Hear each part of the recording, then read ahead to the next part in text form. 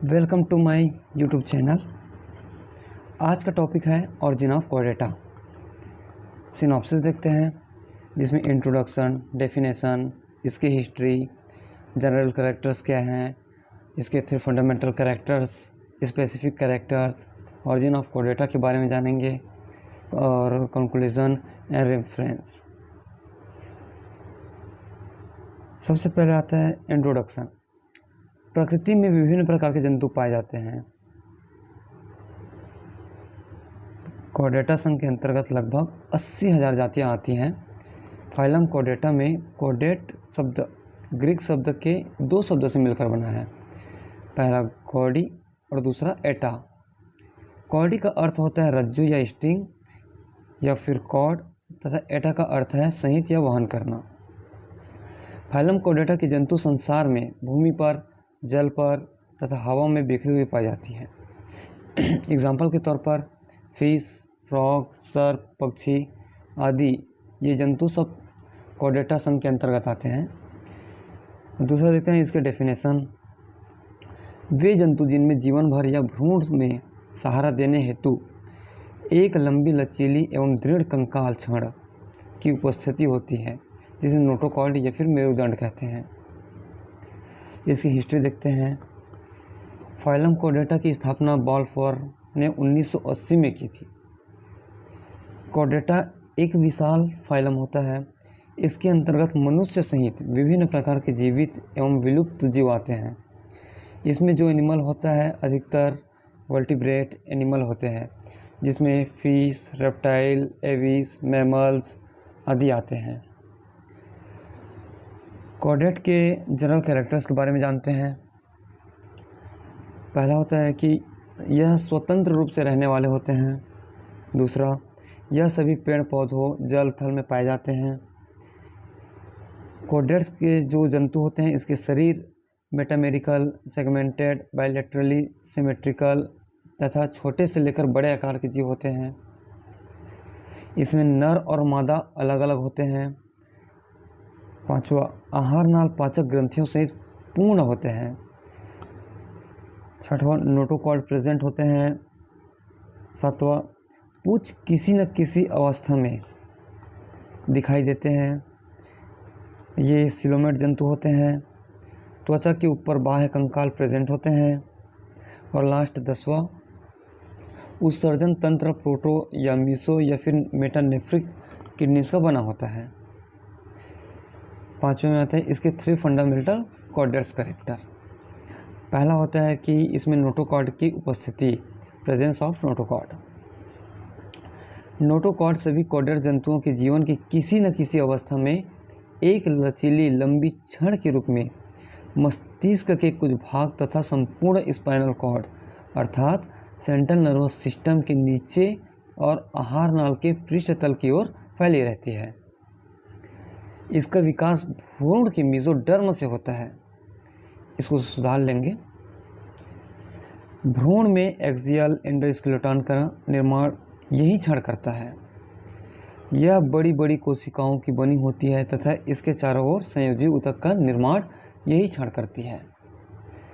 दूसरा होता है presence of dorsal tubular central.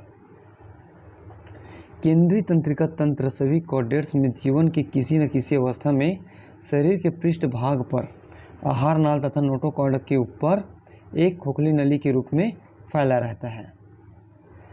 इस नली की गुहा को न्यूरोसिल कहते हैं। अधिकांश कोर्डेट में इसका अगला सिरा फूलकर मस्तिष्क का तथा पिछला सिरा स्पाइनल कॉर्ड का निर्माण करता है। तीसरा, प्रेजेंस ऑफ फेरेंजियल गिल क्लिफ्ट्स। प्रत्येक कोर्डेट के जीवन की किसी न किसी अवस्था में फेरेंस की दीवार में जोड़ीदार पसर व गिल दरारें अवश्य बनती हैं। यह मूलतः श्वसन का कार्य करती है। इन दरारों के द्वारा फेरेंस की गुहा बाहर खुल जाती है। जलीय कोर्डेट्स में ये दरारें प्रायः आजीवन स्थायी होकर रहती है और श्वसन में भाग लेती है, परंतु स्थलीय कोर्डेट्स में ये वयस्क अवस्था तक बंद हो जाती है। छठवां देखते हैं इसके स्पेसिफिक कैरेक्टर्स। Ventral heart. सभी कॉर्डेट्स प्राणियों में एक स्पष्ट पेशी युक्त हृदय होता है जो देह गुहा के अधर भाग में स्थित रहता है। नॉन कॉर्डेट्स में हृदय आंतरागों के मुख्य पृष्ठ पर स्थित रहता है। इसके अतिरिक्त हृदय एक थैलीनुमा पेरिकार्डियम से घिरा रहता है जिसकी देह गुहा की सीलों का भाग होता है। दूसरा, क्लोज ब्लड वस्कुलर सिस्टम। ये क्लोज ब्लड वस्कुलर सिस्टम के चित्र हैं जिसमें पहला नंबर ब्रेन को दर्शाता है, दूसरा डोर्सल नर्व कॉर्ड है, तीसरा डोर्सल ब्लड वेसल्स हैं, चौथा नोटोकॉर्ड या वेंट्रल कॉलम है, पांचवा पोस्ट एनल है, जो छठवा है वो एनस है, सातवां गट, फिर आठवां जो होता है वेंट्रल ब्लड वेसल्स होते हैं, नौवां वेंट्रल हार्ट होते हैं और 10वां माउथ होता है। इसको देखते हैं ऊपर की तरफ। Close blood vascular system. उच्च कॉर्डेट्स जंतुओं में ब्लड हृदय से धमनियों में फिर कोशिकाओं में बहता हुआ अंगों में पहुंचता है।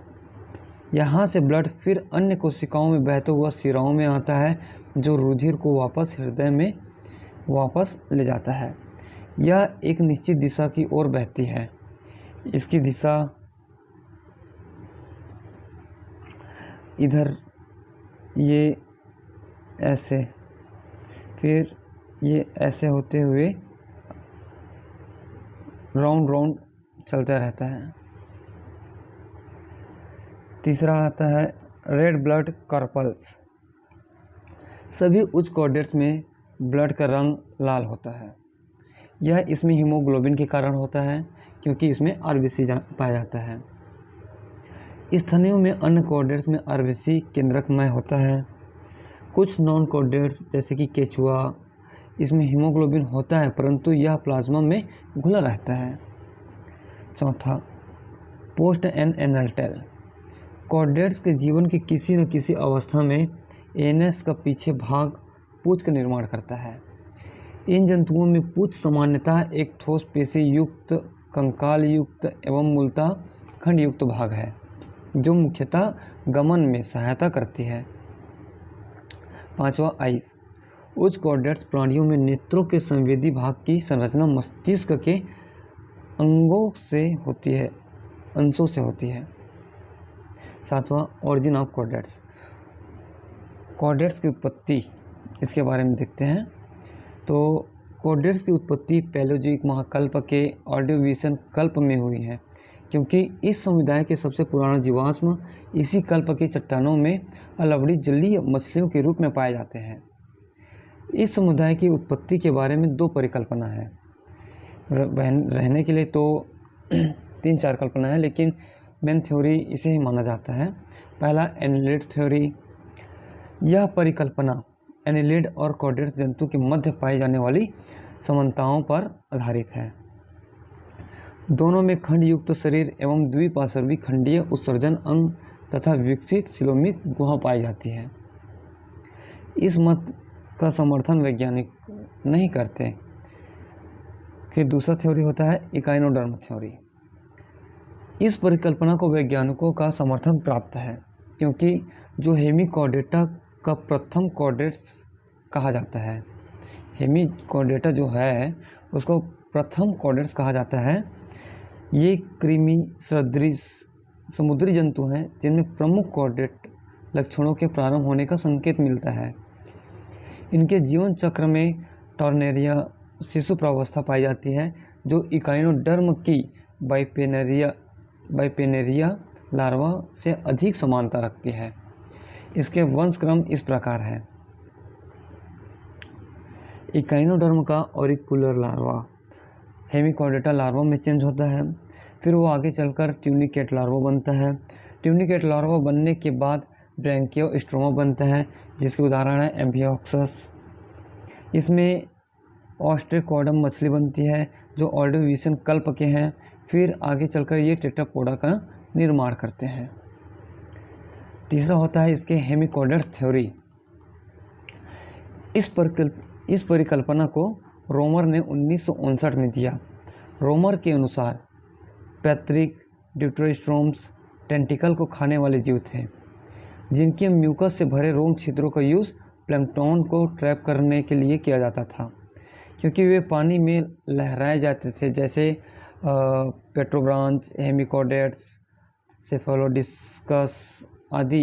ये कुछ जंतु थे।